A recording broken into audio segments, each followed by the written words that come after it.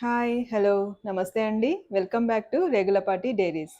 ఈరోజు నేను ఈ వీడియోలో ఒక టేస్టీ బ్రేక్‌ఫాస్ట్ రెసిపీ రవ్వ దోస చూపించబోతున్నాను. ఇప్పుడు దీని తయారీ విధానాన్ని చూద్దాం. ఫస్ట్ ఇందులో 2 కప్పుల బియ్యపు పిండి,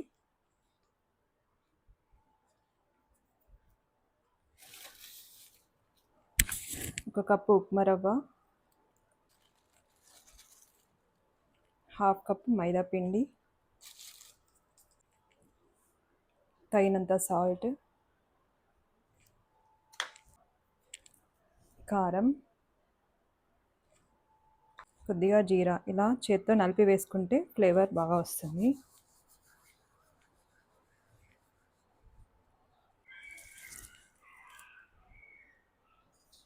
ఇలా బాగా కలుపుకున్న తర్వాత ఇప్పుడు తగినంత వాటర్ పోస్తూ కలుపుకుందాం.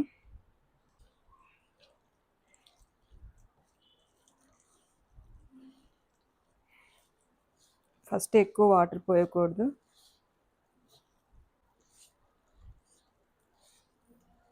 ఇలా పిండి ముద్దలు లేకుండా బాగా కలుపుకోవాలి. సో ఇలా కొంచెం కొంచెం వాటర్ యాడ్ చేసుకుంటూ నెమ్మదిగా కలపాలి.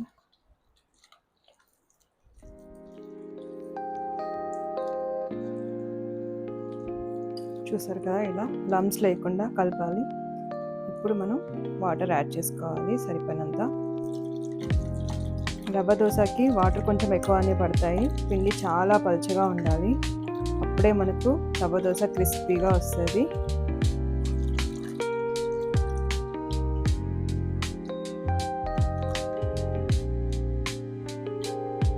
చూసారు కదా, ఇంత పలుచగా ఉండాలి.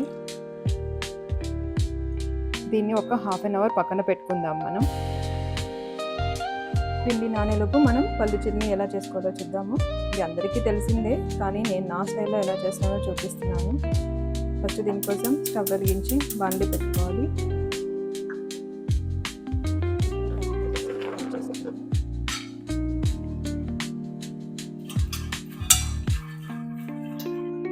పల్లీలు బాగా ఫ్రై అయిపోయినాయి.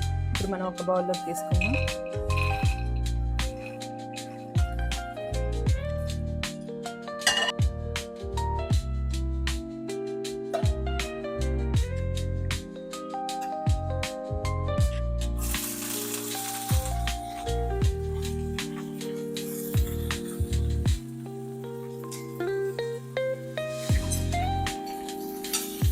ఇలా ఫ్రై అవుతుండగా ఇందులో కరివేపాకు కూడా వేసుకుందాం.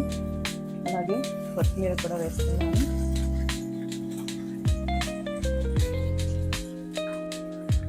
కొద్దిగా జీలకర్ర కూడా యాడ్ చేస్తున్నాను.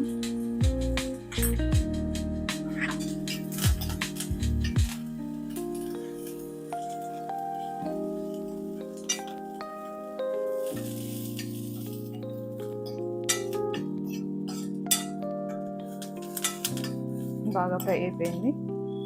ఇప్పుడు స్టవ్ ఆఫ్ చేసి ఒక బౌల్లో తీసుకుందాం.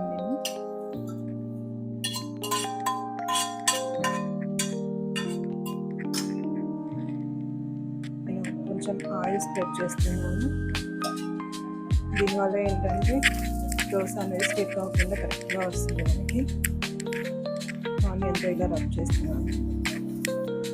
ఆయిల్ స్ప్రెడ్ చేసుకున్నాక ఇక్కడ ఆనియన్, కొంచెం పచ్చిమిర్చి, కొత్తిమీర కట్ చేసి ఇలా పెట్టుకున్నాను. ఇప్పుడు దీని మీద స్ప్రెడ్ చేసి తర్వాత దీని మీద దోశ బ్యాటర్ మనం వేసుకుందాం.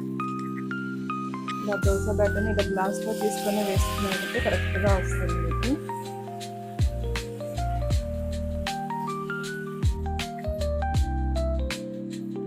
కొంచెం ఆయిల్ వేసుకుందాం.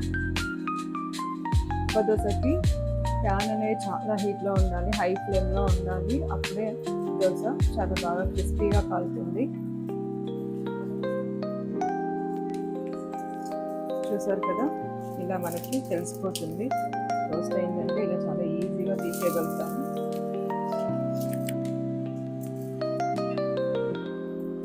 చూసారు కదా ఎంత పలుచగా వచ్చిందో. దీన్ని ఒక ప్లేట్లో తీసుకుందాం.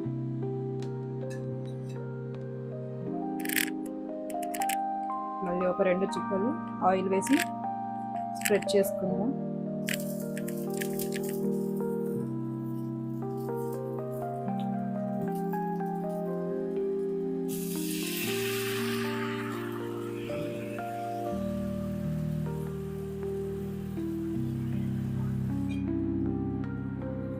కొంచెం ఆయిల్ వేసుకుందాం.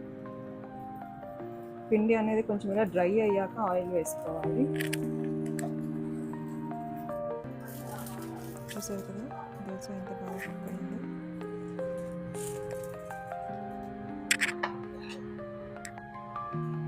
దీన్ని ఒక ప్లేట్లో తీసుకుందాం.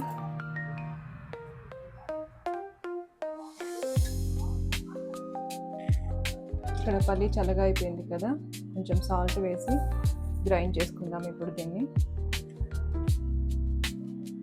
ఇందులో కొన్ని వెల్లుల్లి కూడా యాడ్ చేస్తున్నాను. ఇలా కొంచెం గ్రైండ్ అయ్యాక దీంట్లో కొంచెం చింతపండు వాటర్ యాడ్ చేద్దాం. పల్లి చట్నీ రెడీ అయిపోయింది కూడా. ఇందులో తాలింపు యాడ్ చేస్తున్నాను. కొద్దిగా ఆవాలు, జీలకర్ర, ఇంగువ, ఎండుమిర్చి, ఒక చిన్న రెబ్బ కరివేపాకు, కొత్తిమీర.